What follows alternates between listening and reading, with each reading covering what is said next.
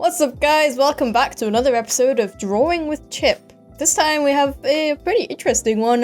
I'm pretty excited to try this out. So for a bit of context, I started animating back in 2008, 2007-ish when I discovered people on YouTube making animations with MS Paint.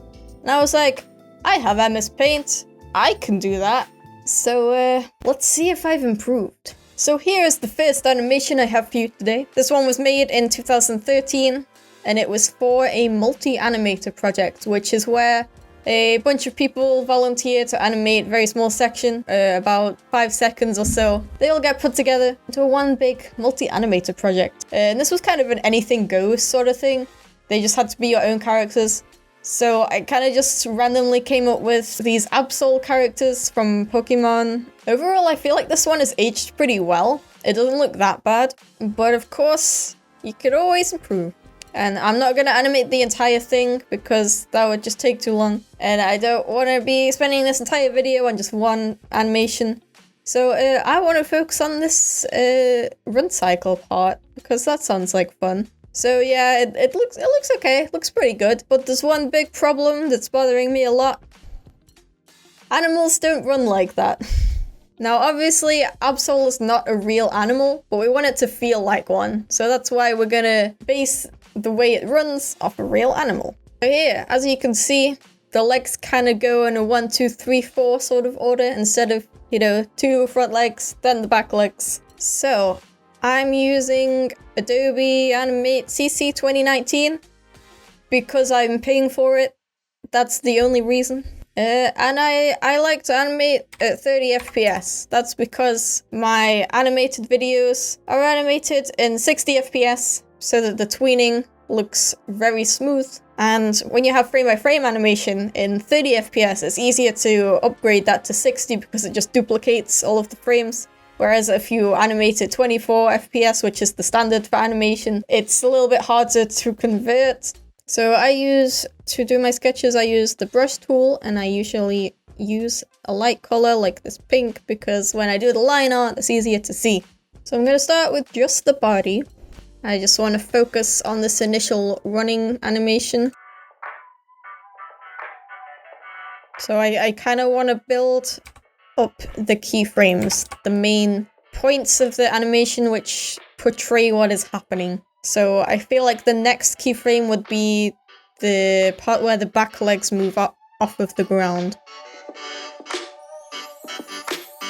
And in order to keep it in the same place, I'm gonna try to keep the head in the same sort of area. I'm kind of basing them off when each different paw touches the ground. We can start to see a very basic motion starting to form. So one thing I'm noticing is the head movement is very jagged. I didn't really pay much attention to it while I was focusing mostly on the leg movement, but they need to feed into each other a bit more, if that makes sense. So I think this last one moves forward when it should move back. Let's try to get it somewhere in the middle of these two. Yeah, that's looking better.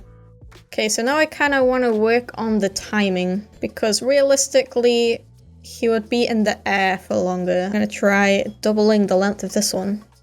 I've noticed the body, particularly the front part of the body, kind of stays the same the whole time. Here, where the shoulders are, it should hunch up a bit more, I think.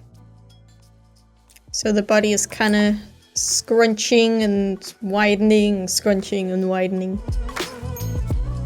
Kind of want this to be a bit more exaggerated, so I'm going to see if I can stretch this even more and squash this one down even more.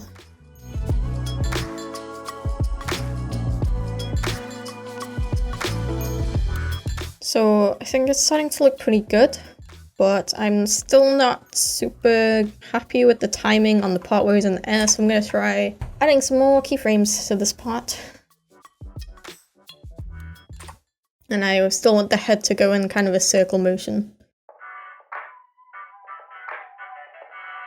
Okay, it's starting to look smoother now, but it's almost too smooth. kind of looks floaty, if you know what I mean. I think the landing needs to be a bit harsher. Okay, now I think it looks better. I wonder if I could do with a keyframe, because this is such a big difference in movement. But it's gonna be quick, because I don't want to mess up the timing. And as he's pulling away, the legs are kind of gonna be like, oh no, but I want to stay over there. So they're gonna stretch a little bit. And it's gonna look weird, but it's an in-between, so it's allowed to look weird. Does it look better with or without that keyframe? The problem is it's on screen for such a short amount of time that it's kind of hard to tell. That's what you get for animating at 30 FPS instead of 24. I guess it doesn't hurt to keep it in there. So as these legs are falling away, well, pushing down to the floor, they're gonna kind of bend backwards. Like when you go for a slap, your fingers kind of go backwards like whoosh, instead of going like, it's like whoosh. So that's kind of what I'm trying to achieve with this. It makes the animation look more fluid and lifelike and less stiff. And I use the reference up to a point, but obviously cats' paws don't bend like a lot when they're running.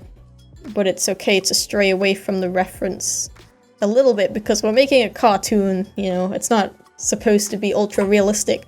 And I just realized that these two don't really follow each other up very well. Let's fix that.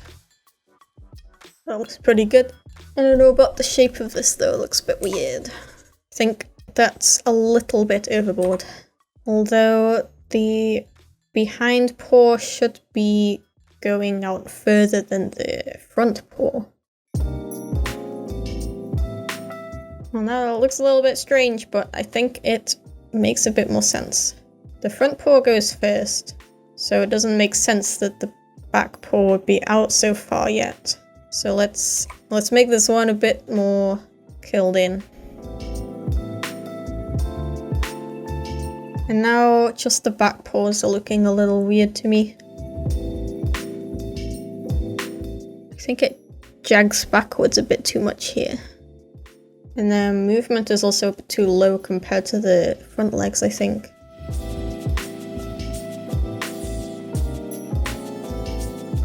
So I could sit here and improve this all day, but I think I'm just gonna leave it here and move on. But we could already see a difference between the original. You can immediately see how much more lifelike and fluid the new one is. Wow.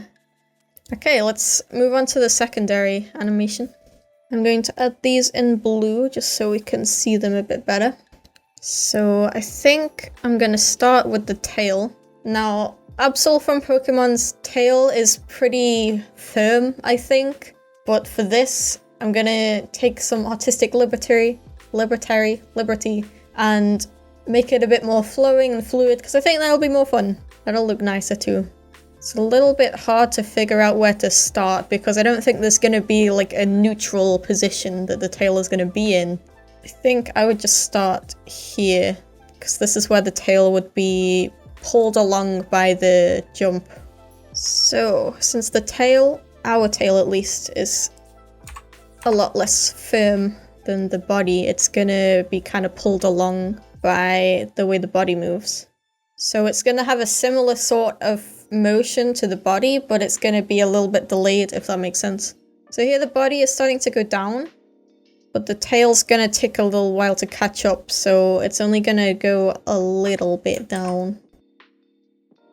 Actually, it's gonna go up in a curved motion. So here when it drops, I think it's gonna snap back kind of from the force of hitting the floor. Okay, so I've just kind of tried to follow the way the body's moving. And I think it looks okay, but maybe could use a bit more drama. So when it snaps back, I want it to snap like super a lot. How about like this? I don't know if that's too much. Let's find out. Yeah, that doesn't make sense. Oops. Let's try that again. How about...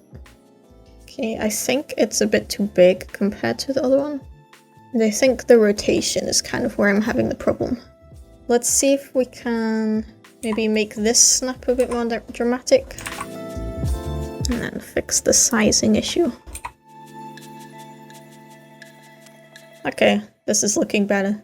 I'm not really sure if I like the way it snaps forward though. I don't know if that makes sense. I think it would be more of an up and down motion rather than a rotated motion. I think this is looking okay. I think if I would do this again, I would probably focus on just one line of movement instead of drawing the whole tail. But it's looking pretty decent, so let's just move on.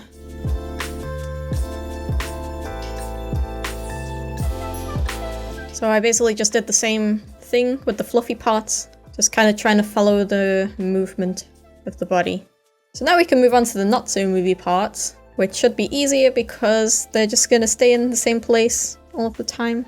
I just need to focus on making sure that the sizing of everything is okay. So this is a pretty neutral position, so I'm gonna start with this.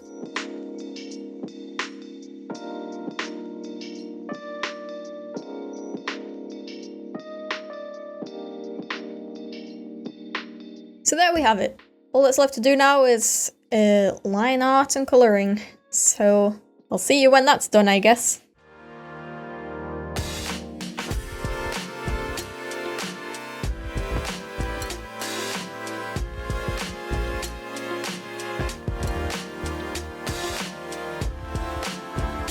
So here's the final animation.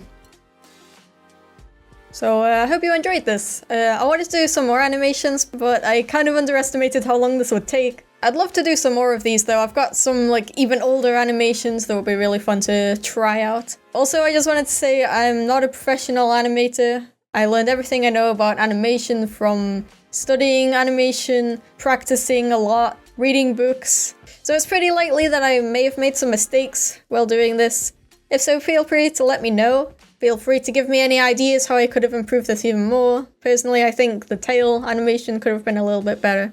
If you want to, feel free to reanimate the original animation yourself in the style that you would have done it. That would be interesting to see. So yeah, I hope you enjoyed this, and if you would like to see another episode of even older animations, let me know. If you enjoyed this video and want to see some more similar ones, you should check out my Drawing with Chip playlist. Or if you want to see more animation content, I have a playlist for that too, so yeah, everybody wins. Okay, thank you for watching, have a great day, or I'll eat your firstborn child.